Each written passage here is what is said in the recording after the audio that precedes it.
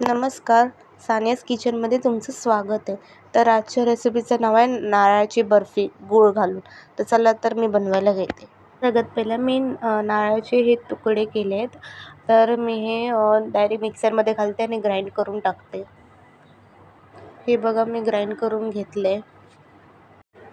आता हे 3 पेले मी घेतले, ह्या साईजचं घेतलं आणि त्याच मेजरमेंटने मी गूळ घालणार आहे. इथे मी गॅस पेटवायला घेतले. तावात हे कढई चांगली तापली तर मी तूप घालते 1 चमचा. त्याची फ्लेम बारीक ठेवा आणि ह्यात खोबरं घालायचं. आता पॅनमध्ये भाजून घेते लो फ्लेमवरती. थोडं हलकं भाजून घेते. आता ह्याच पेलेचा मी वापर करून मी 1.5 पेले गूळ घालणार आहे. असं दाबून नाही घालायचं, गूळ असं वरच्यावर घ्यायचं. आता गूळ घालते. चांगलंपणे मिक्स करून घेते. त्यात पाणी घालायची जरा सुद्धा आवश्यक नाहीये, कारण की गूळ वितळणार. थोडं तूप घातलंय.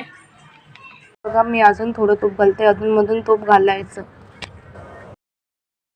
हे बघा कसं वितळून झालंय. 1 चमचा वेलची पावडर.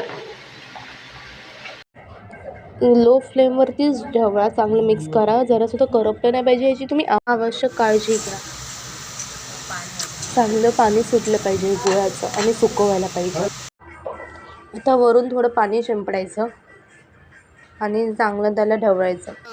हे बघा गोळा होतोय, म्हणजे आपण आता वडे करू शकतो. आता मी वडे करायला घेते. आता मी गॅस बंद करून ठेवते. एक मोठं ताट घेतलं आणि त्यात तूप घातलं थोडंसं आणि सगळीकडे स्प्रेड करते. आता मी त्याच ताटमध्ये हे मिश्रण घातलंय आणि सगळीकडे स्प्रेड करते चमच्याने सगळ्यात पहिला. आणि मग नंतर वाटीने त्याला टॅप टॅप टॅप टॅप करते.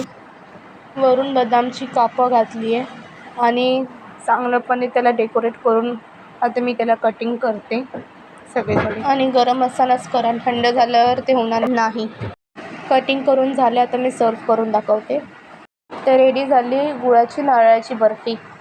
बघा एकदा बनवून बघा, खातच राहाल आणि कमेंट करून सांगा कसं झालं. लाईक शेअर सबस्क्राईब करा, इतरांनाही शेअर करा. चला भेटू पुढच्या रेसिपीला. बाय.